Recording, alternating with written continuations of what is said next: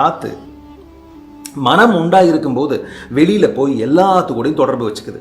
கண்ணிலிருந்து போகுது, மூக்கிலிருந்து போகுது, வாயிலிருந்து போகுது, காதிலிருந்து போகுது.